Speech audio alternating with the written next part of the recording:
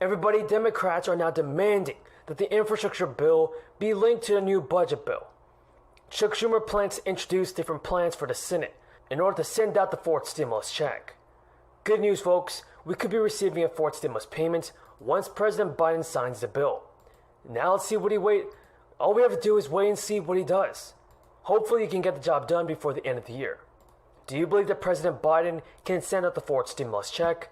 Tell me in the comments below. So, after months of talks, Democrats are now edging closer to an agreement on what programs and policies to include in Joe Biden's massive plan to expand health and safety net programs. The plan seems likely to include an expansion of Medicare benefits for seniors, universal preschool, and as well as paid family leave.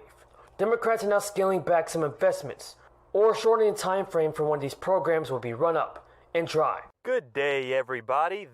Unprecedented action. The budget resolution we are debating today is simple and it is straightforward. It will enable us to pass President Biden's. Now, Mr. President, I have heard from some of my Republican colleagues who tell us that, well, this reconciliation concept, that's a radical idea. Why are you using reconciliation?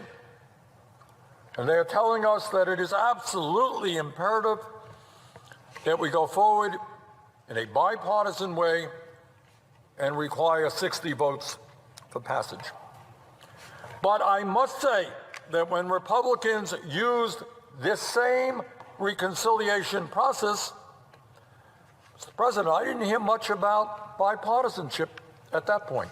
In fact, Republicans used the reconciliation process to provide trillions of dollars in tax breaks to the top 1% and large profitable corporations by a simple majority vote. The only people who voted for that bill were Republicans. No bipartisanship in that bill.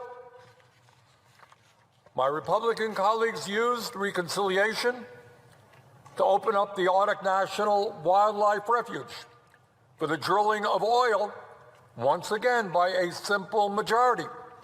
Only people who supported that were Republicans, not one Democrat. As we all remember, painfully, chair of the Senate Budget Committee, this is what I believe. If Republicans can use reconciliation to help the wealthy and the powerful and pass legislation strongly opposed by the American people, we can and must use reconciliation to help Americans recover from the worst economic and public health crisis in the modern history of our country. In other words, now is the time for this Congress to stand with the working class and the middle class of this country and do what the overwhelming majority of the American people want us to do. Mr. President, it is worth pointing out that poll after poll shows an overwhelming majority of Americans, over 70%. Still, everybody, Democrats are hoping the programs will prove popular so that future Congresses will continue to fund them in the next years. Here's what's in them, everybody. The child tax credit will continue for another year, and that's part of the stimulus relief bill. Democrats increased tax credit to $3,000 per child ages 6 to 17 and $3,600 per child ages 5 and under. They have extended this federal stimulus program, everybody. Now, here's what they're saying about our seniors, because I know many of you folks do not qualify for the child tax credit. So if you're a senior or do not have any dependents, here's what you should know. Medicare will be expanded to include dental, vision, and hearing aids. It's also unclear when or how long each will be included as part of the benefit package that Medicare covers. But each package is expected to survive. Expanding Medicaid in about a dozen states and providing subsidies that reduce premiums are also still part of the plan. And Biden's plan to fight climate change is out, largely due to opposition from Manchin, and that program would have offered grants to power companies that increase clean energy by around 4% each year. Still, hundreds of billions of dollars are expected to be included for programs. Now, also know this, everybody. Pelosi told reporters that we're almost to the stretch, and we are rounding the turn and making great progress to our goal of President Biden's Build Back Better plan. Now, the moderate and progressives have been arguing for weeks over what began as a $3.5 trillion climate plan.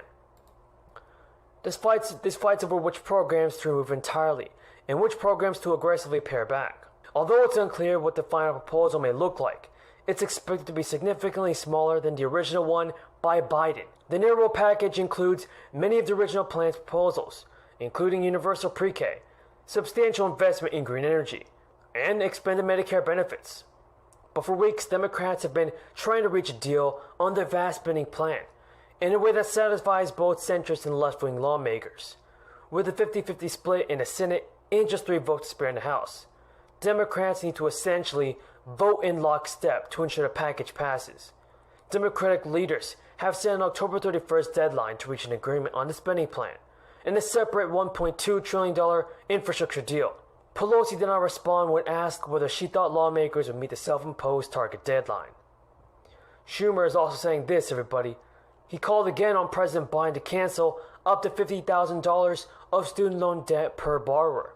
Schumer said that student debt makes it harder to achieve the American dream, the sacred promise that you work hard and play by the rules. Should student loan debt, everybody, be canceled by President Biden?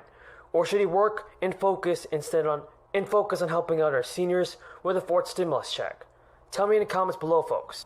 Travel to New Jersey, where he will visit a school and one of the busiest railroad bridges in the country to continue rallying support for both his bipartisan infrastructure deal and Build Back Better agenda. Back in Washington, President Biden will meet with his All Holiness Ecumenical Patriarch Bartholomew and welcome the official delegation of the Orthodox Christian Church of the United States. I was about to lose my Greek American card there for a second, but I think I sailed through. On Tuesday, the president will campaign with former Governor Terry McAuliffe in Arlington, Virginia. On Thursday, the president and first lady will travel to Rome, Italy. On Friday, the president will visit the Vatican City and have an audience with His Holiness Pope Francis. They will discuss working together on efforts grounded in respect for fundamental human dignity, including ending the COVID-19 pandemic, tackling the climate crisis, and caring for the poor. On Saturday and Sunday, the president will participate in the G20 Leader Summit. We will have more on individual bilateral engagements in the run-up to the summit. And from Rome, the president will travel to Glasgow, United Kingdom, from November 1st through the 2nd to participate in the World Leader Summit at the start of COP26, the 26th conference of the parties to the UN Framework Convention on Climate Change.